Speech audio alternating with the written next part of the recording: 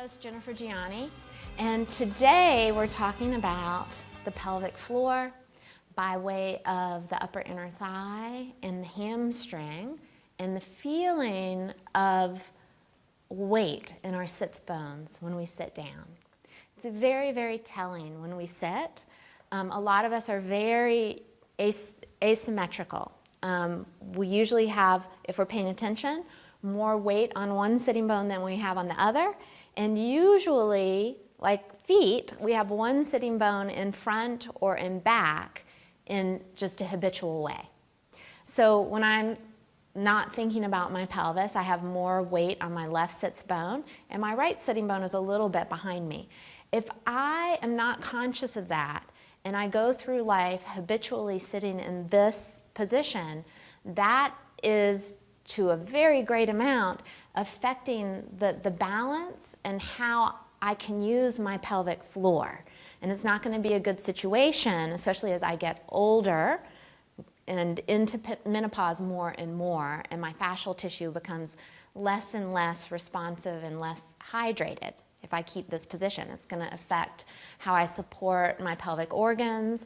It's going to affect sexual activity. It's going to affect how my sacrum and my lower back feel. And it's also going to affect how my leg moves in my hip socket. So these are really, really important details.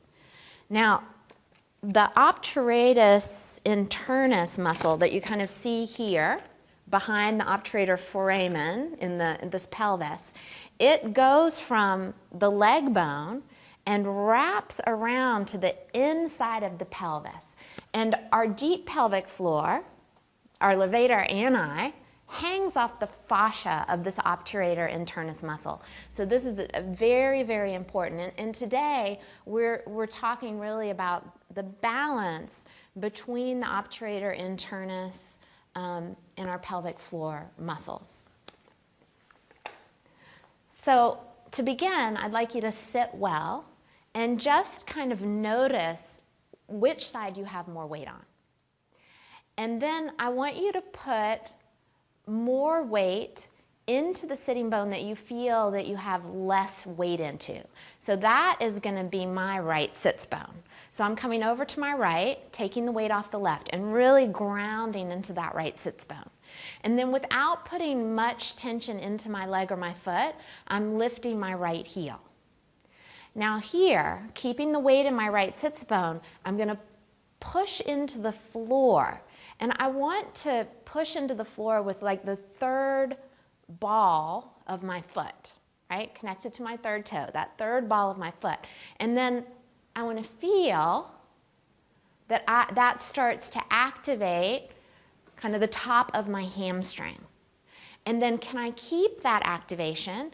Can I keep that reach through my sits bone as I set my heel down, keep the weight in that sits bone, and then allow my left sitting bone to drop down towards the stool.